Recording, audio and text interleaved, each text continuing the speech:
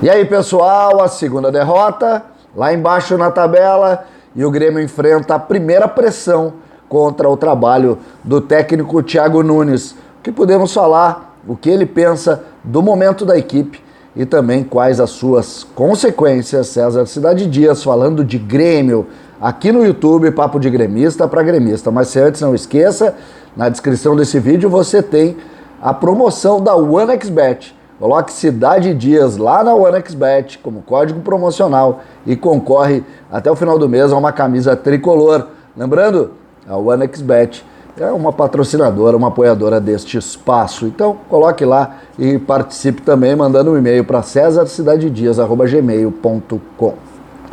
Gente, Thiago Nunes começa sim a sofrer algum tipo de pressão.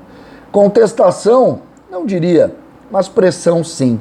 Em cima exatamente dos resultados no Campeonato Brasileiro. O Grêmio desde sempre, e publicizou isso, tem o brasileiro como prioridade. Estreou no primeiro jogo com muitas dificuldades, perdeu para o Ceará. E na segunda partida, ontem, na Arena do Grêmio, foi suplantado pelo Atlético Paranaense de forma importante, já com a presença de muitos jogadores. Após o jogo, o técnico concedeu uma entrevista. Eu separei muitos pontos da entrevista para que a gente possa conversar e avaliar. A gente já falou sobre o jogo, sobre as individualidades, mas é preciso olhar também no âmbito do treinador, porque o Grêmio tem questionamentos, sim, e começa também a, de alguma maneira, administrar essas questões. Vamos lá. Segundo o Thiago Nunes, a equipe adversária conseguiu neutralizar a maior parte do tempo, isso ficou evidente. Nas jogadas ofensivas, o Grêmio não conseguiu ser efetivo. Ele disse que criou mecanismos diferentes para tentar mais profundidade, para tentar criar algum tipo de desconforto para a linha defensiva adversária, mas considerou o jogo muito difícil e não conseguiu resolver em cima das suas situações. Ele disse que estão voltando com alguns jogadores que estavam há um tempo sem atuar, sem iniciar uma partida, e foi um somatório de fatores que fez com que o Grêmio fosse inferior ao adversário na tarde na arena. O que é importante também do ponto de vista da humildade, o entendimento das dificuldades que teve e também de valorização do adversário. É assim que funciona. Ele acha que era um jogo que precisava ter mais criatividade na frente, mais infiltração, e isso não conseguiu, de alguma maneira criticando também a ação da sua organização tática e dos jogadores, né?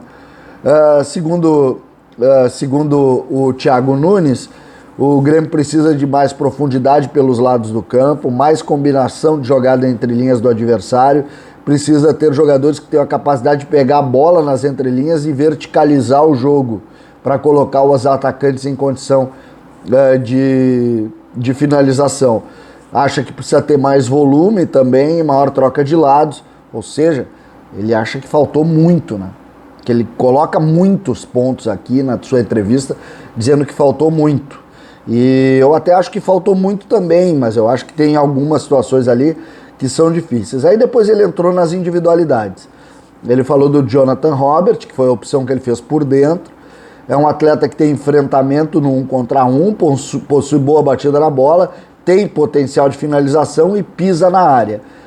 Quando criada a relação com o Jean-Pierre, ele diz que o Jean-Pierre é um meia diferente do Jonathan Robert. O Jean-Pierre é um meia mais organizador, de passe mais longo e por muitas vezes de assistência. Ontem o Jean-Pierre deu uma assistência para o Ferreira no fim do jogo. As características dos dois, segundo ele, se complementam em alguns momentos. O que deu a entender que talvez ele possa usar os dois jogando em situações diferentes.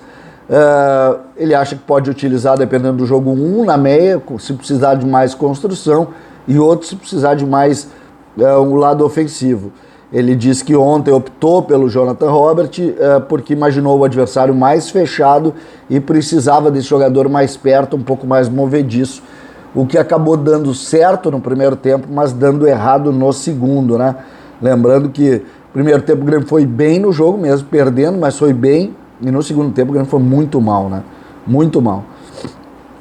Sobre as laterais, que a lateral esquerda, por exemplo, está sendo muito criticada pelo torcedor, ele diz que são jogadores importantes para desdobramento de jogadas ofensivas, falando muito de tática, mas depende muito de combinação do setor, algo que não aconteceu. Falou do Cortez, que é um atleta com força física para fazer a composição defensiva, e acha que laterais tem que pensar nos dois lados, nas duas situações, tanto ofensiva quanto defensiva. Visivelmente, colocando o Cortez como mais completo que os outros dois do setor. O Diogo Barbosa, que se sabe é um lateral muito ofensivo, e também o Guilherme Guedes, um lateral muito ofensivo, algo que a gente tem que refletir. Parece que a coisa caminha assim para alguma dificuldade nessa situação da lateral esquerda, já que Cortez é insuficiente. Ele deu também alguns pontos para a gente refletir com relação ao futuro, né? Ele disse que não pode avaliar o estágio do time, diz que foi muito prejudicado pelo fato dos atletas com Covid. Quando o time estava em crescimento, teve o baque, o time perdeu a capacidade, e acha que isso quebra o processo e o ritmo de treino e de preparação. Espera que agora, com o retorno de todos, ele consiga dar o mesmo entendimento que precisou dar antes, né? Ele acha que precisa redescobrir a equipe, casar novos jogadores no contexto deste novo time. E aí pega o que o torcedor está criticando, né? Ele acha que é um trabalho contínuo, dentro disso o treinador fica dependente de fatores externos para poder construir o trabalho. E nesse ponto é que chega o ponto que todo torcedor está criticando. O torcedor viu um time muito parecido com o time do Renato. E isso, de certa maneira, incomodou, porque o time não fez nada além do que fazia o time do Renato nesses jogos. E eu falo do time do Renato nessa última fase. E isso incomodou demais as pessoas, porque o time não mostrou nada diferente. Quando teve um adversário com um enfrentamento um pouquinho melhor, o time foi o mesmo, burocrático, tapa para o lado, nenhuma forma de encarar o adversário, não resolveu isso, e aí as coisas acabaram acontecendo contra ele mesmo. Por quê? Porque o Grêmio troca o treinador pensando na troca de postura, na troca de situações, e a grande incomodação, e aí a gente volta à história dos fantasmas, a volta é exatamente a leitura de fantasmas do torcedor em relação ao trabalho. Por quê? Porque retomou situações antigas que eram muito criticadas pelos torcedores, e aí a gente tem que fazer uma reflexão mais abrangente. Sobre a titularidade, ele diz que é uma questão circunstancial.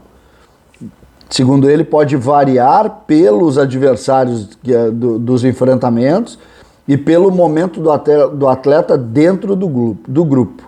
Momento não só técnico, mas também emocional. E, óbvio, pelo momento físico.